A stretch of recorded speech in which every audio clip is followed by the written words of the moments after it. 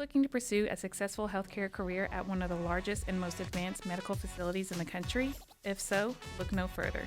The U.S. Army is here.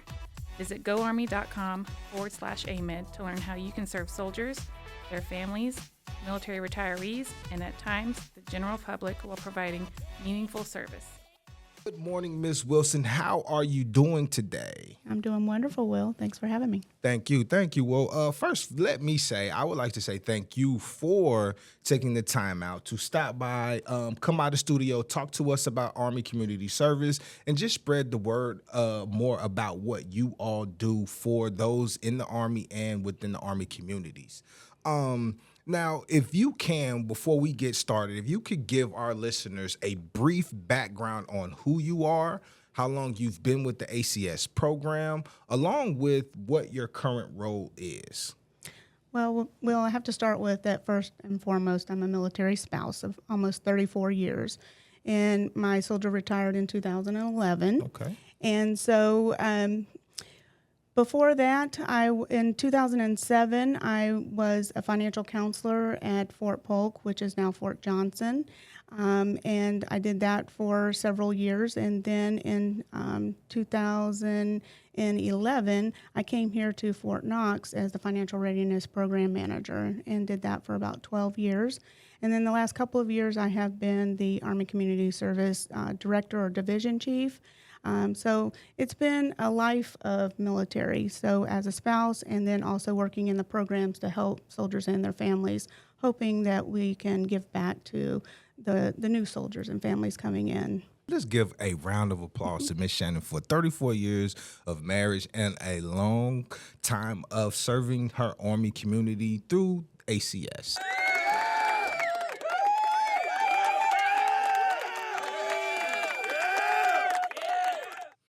Ms. Wilson, can you give us, myself and listeners, the primary mission of Army Community Service Program? Well, ACS is here to provide consistent and relevant services to enhance the soldier and family's life. So we provide all of their life skills and their education and prevention programs to help them to be successful in the Army. Okay. Now, on military installations, why is community service an important aspect of Army life for soldiers and their families? Well, community service is very important, but also building your community is very important. Mm-hmm. We're not near our families, and we don't have a support network. So ACS becomes part of that support network, and so when you're building your community wherever you are, then you're going to want to stop into an ACS or a military family support center. They're named different things on different installations, so it's important to make that first stop and get to know the programs there and ultimately build the community, build your network, and start with knowing what the resources are available to you, who are we partnering with, who are we working with, and network with the individuals that are actually in the military family support centers. Now, speaking of building community, ACS programs are intended to support and empower Army families within their on-post and off-post communities. Mm-hmm. What are some of the key services and resources provided by ACS? Well, we have over 13 mandated services that we must provide.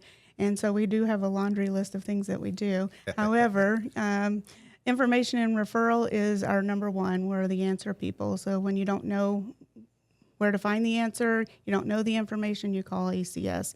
And it's our job to find that information. If we don't know it, we're going to find it. We're going to look it up for you, but we probably already know it. Financial readiness is a key aspect of our programming to ensure that our soldiers and families have their personal financial education and literacy, all the way from basic spending plan all the way to retirement and estate planning, mm-hmm. as well as to, buying a car, home buying, there's all kinds of things, but all of those things that we need that support to make sure that we're successful in our finances. We also have new parent support that helps our families with children that are 0 to 3 with parenting and life skills. I teach them. It's called it's an evidence-based program with teachers as parents. Okay. So that we make sure that our young parents are actually learning how to care for their children. They don't have their extended family near, so it's important for us to become that extended family and help them be that successful parent. We also have employment readiness program, helping our military spouses find employment wherever they are.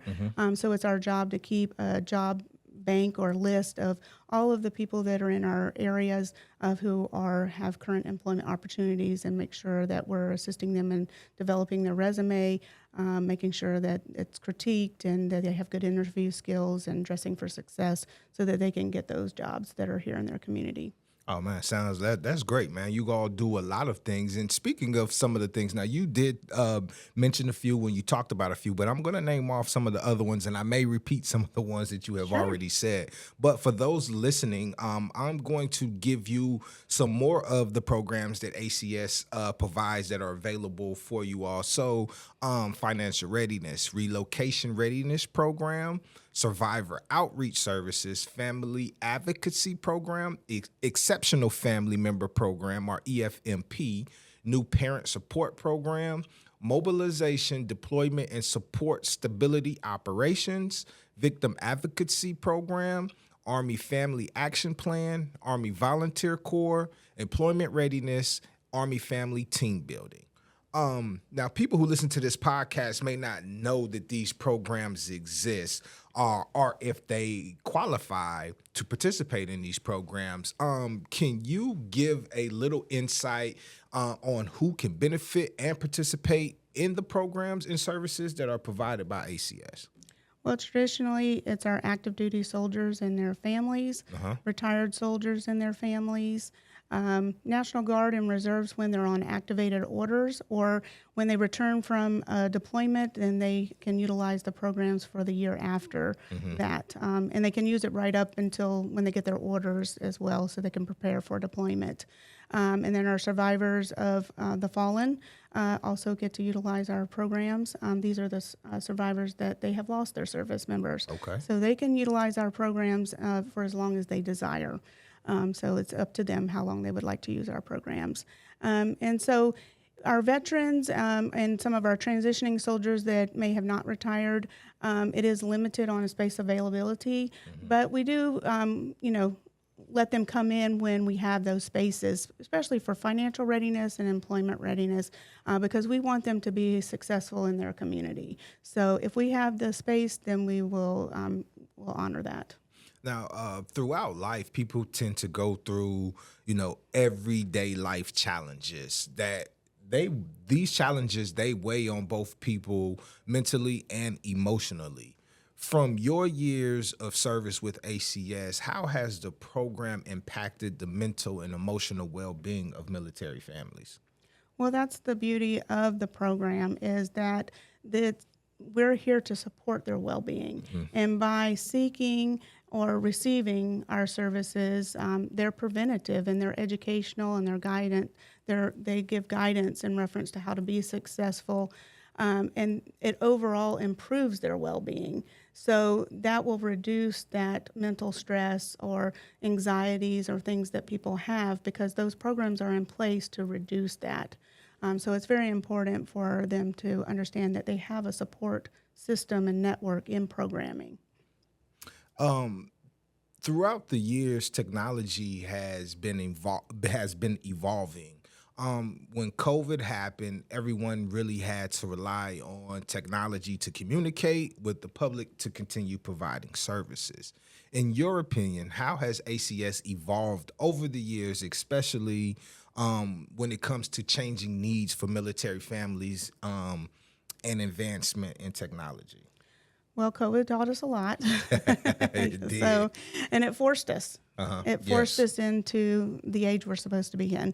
And so, traditionally we were brick and mortar, face to face, in person. where COVID, said, hey, look, let's push these boundaries, and we can do things virtually. We can be in a brick and mortar and still provide services virtually, remotely, and we do that on a consistent basis. Although we are in our building, we're there and ready to serve the walk-ins that come in our door, but we also have clients that aren't able to just walk in. They're at home with their children and they need a service, and so my staff is then working with them either phone, email, and also we have the use of Teams. So we have ability to do that, and we try to do our classes in a hybrid method so that if we have it in a classroom, that there's also the opportunity to chime in through the Teams. So we have advanced a lot, especially with our emergency financial assistance, where that used to be you had to come in person, then you would receive a check, and then you had to go cash it.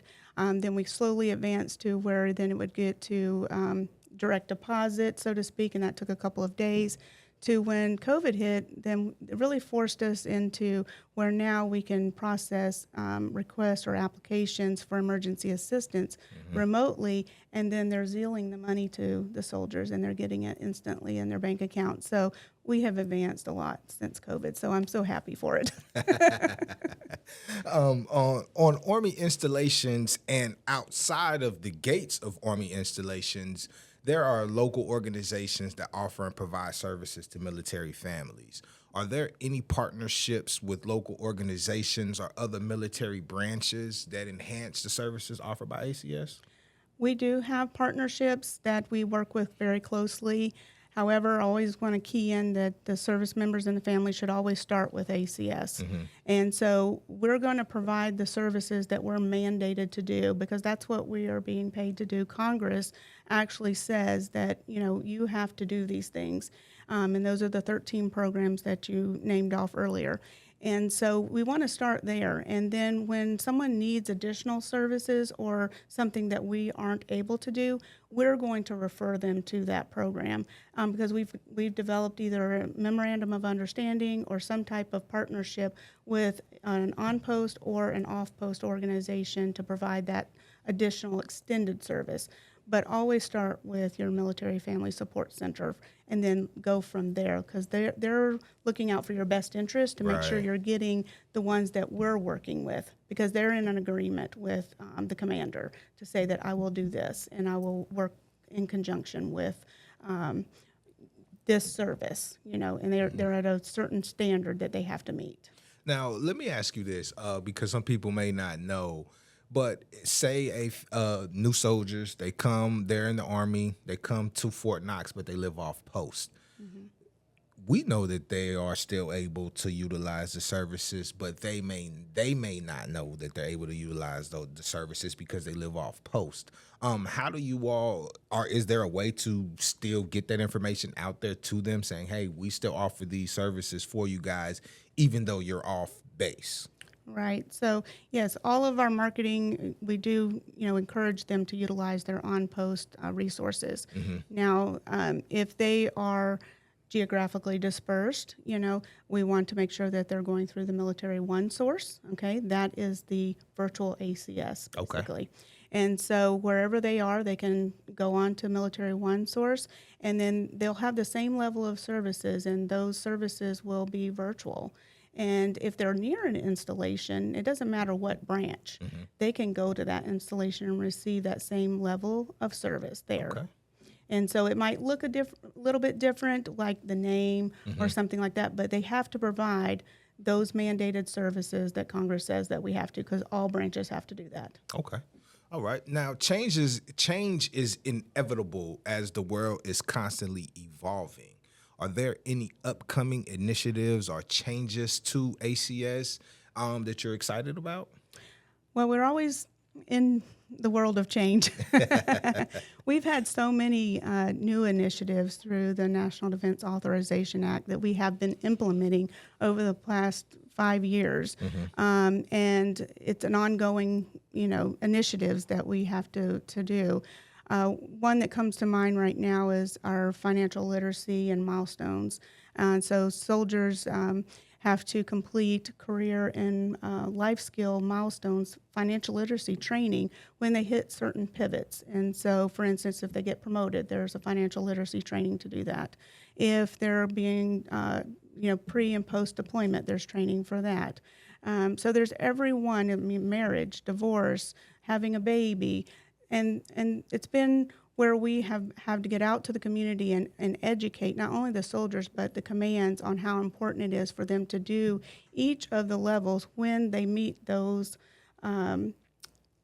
life or career points, so that they can because it has all the information in reference to that point in time in their life that they need financially to be successful for whatever it is. And so it's very important for them to actually do it and then document that in their training. And so the command has to keep track of that and everything. So we've been doing a lot of education about that and making sure that the commands are tracking, the soldiers are tracking, so that they can do that. And that has been one of our biggest push right now. There's others in family advocacy that we have been doing. We've been doing a lot of work with our children and making sure that they have the proper resources. Some of the things that may have happened when we were in school are no longer appropriate. So we have to educate our professional staff and also our parents that this is not appropriate any longer, and these are the resources available for these things. So there's a lot of initiatives that we are currently working. And so they just come and we just continue to work them. So, it's ever evolving, should I say. Now, we talked about the DA civilians, that you all also offer services to DA civilians. Are they able to utilize all of the services, or is it just certain ones that the civilians are able to take advantage of? So some of the services are centric to the active duty population. So, for instance, the family advocacy, new parent support, exceptional family member, they are centric. But financial readiness, employment readiness, those things we do extend, because we want, no matter what, if it's an active duty soldier, spouse, retiree, DA civilian, we want them to be successful, because in order for them to be successful financially in their career as well, it makes them better people. Then they take better care of our soldiers and families, because they're working for them too. Right. You know, so we want them to be successful. So we do that, and they are a population. It's just that. So, for instance, if they had a special needs child and they needed some information in reference to the Exceptional Family Member Program, EFMP, of course, we're going to provide that and give them the information in reference to the community resources that are available and all of that. It's just that we would not be tracking them the way we have to track our active duty population with exceptional family members. Okay. We have requirements that we have to do with them. Okay, understood. Getting out in the community to support and volunteer is always a rewarding thing that people like to do. How can soldiers and their family members get involved with ACS, and how can they volunteer with the Army Volunteer Corps? So ACS, we have what is called the Volunteer Management Information System. It's called VMIS, where we track our hours. And so what we do is we make sure that those opportunities and position descriptions are all there in that system, so that soldiers can readily go in there and look and see, or family members can go in there and look and see what the opportunities are in their area. And so, but they can also go to an organization. You know, they know that Pick a Place says, you know, I have this opportunity to volunteer. Well, if they're not listed, then we need to get a point of contact so that we can create a position and get them in there. But there are numerous opportunities in the system already that says, hey, these are available, you apply. The organizational point of contact will then accept them, and then they do their volunteering and they record their hours in the VMIS system. Okay. And it's very important for them to record their hours, and the reason why is because in the end of the year, we take all of those hours and we equate them to dollars, and we provide the commander a dollar amount that it saved that it saved the government, and that this many people contributed back to his or her community.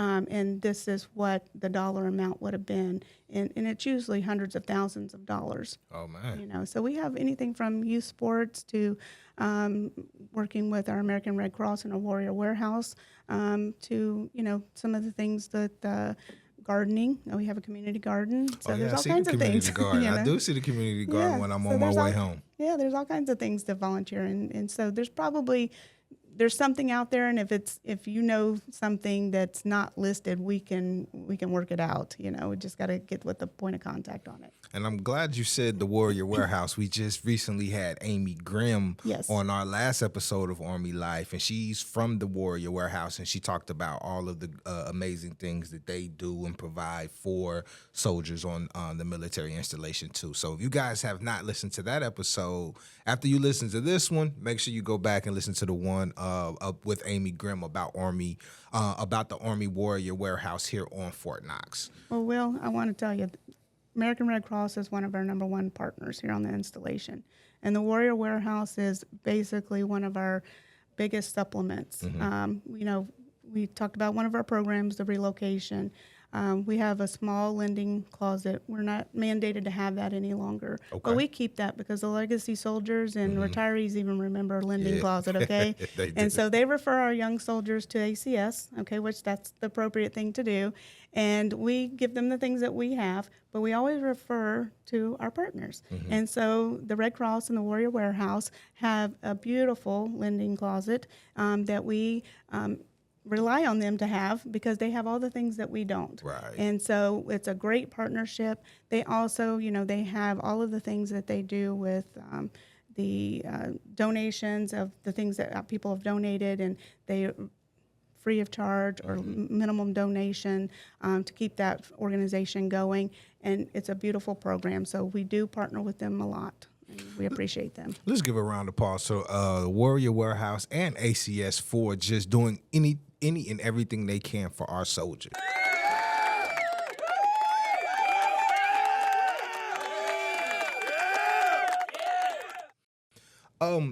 We have a lot of different soldiers here on the military installation, all different type of ranks, so on and so forth.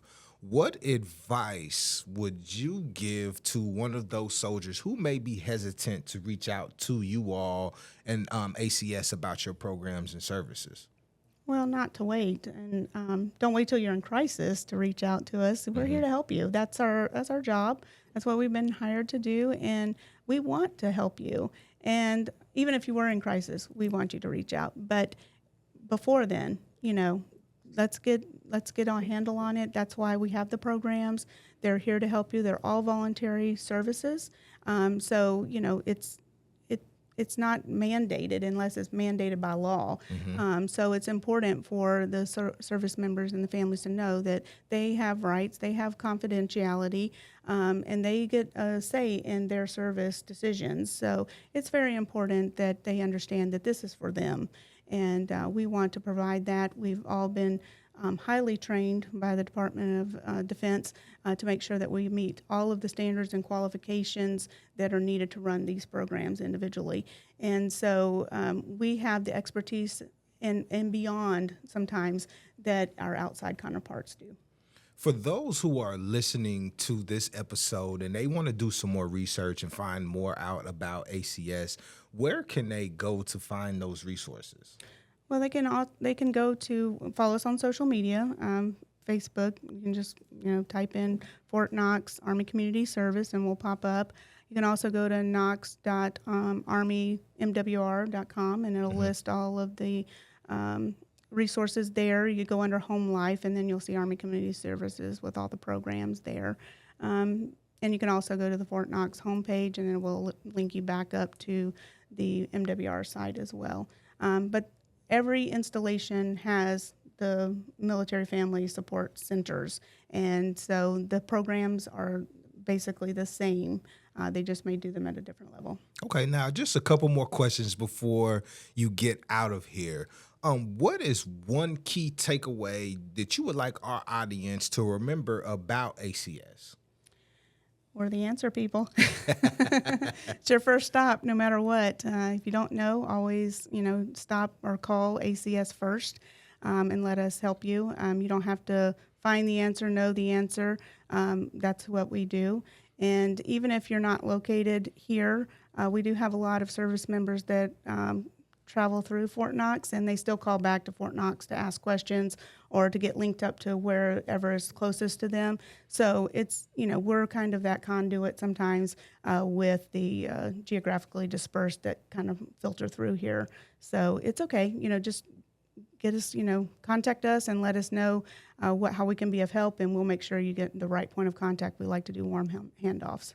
Okay. Now earlier I talked about your different, or just listed your 13 different programs that you all provide. So one thing that we would like to do is see if we could talk to some more individuals that are within your program, because I think that some of the programs and services that you all provide, if we could bring them on and speak with them, that would be a great opportunity to continue to spread the word about the services that you all provide. So that's something that we would like to look to do. I know that the Army recognizes, and just everybody recognizes, all sorts of holidays throughout of the year, or just observances throughout the year. Let's not say holidays, but observances. Because I've just seen one that was like National Son's Day, Daughter's Day. So you get all these ones that come up. But you guys really do focus on particular one. So we would like to highlight some more of those individuals, bring them onto the show and just speak with them through our Army Life segments. So if there's anything else that you would like to say, or if we left anything out, the floor is yours. If not, we would like to say thank you for coming to speak with us on our Army Life segments, and letting our viewers know more about Army Community Service. Like we said, you came in and you gave us an overview of the whole program. So in the future, we just want to go in and speak to some of those other individuals. Would love for you to have each of the individual programs come on to discuss them individually, so that that the listeners and the audience can get a better understanding of each program, because we've only minutely touched on them today. So they need a little bit more about what they can be done. That sounds like a plan to me. So, Ms. Wilson, again, thank you for coming by, speaking with us here at the AMEDD Effect. And for those out there who are listening, make sure that you all listen to these episodes, share the episodes. We're on Facebook, we're on YouTube, we're on all of your podcast DSPs. So listen to the episode, spread the word, and just continue to check back with us as we continue to provide you with more great content about Army life and Army programs. Thank you. I'm out of here, and this is your host, Will Cunningham.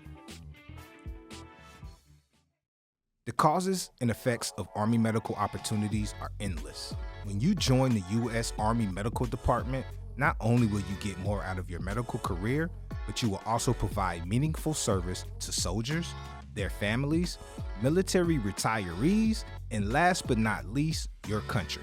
To learn more about AMEDD, visit goarmy.com/AMEDD. That's goarmy.com/AMEDD. And if you're looking for information on tuition assistance, visit goarmy.com/HPSP. That's goarmy.com/HPSP.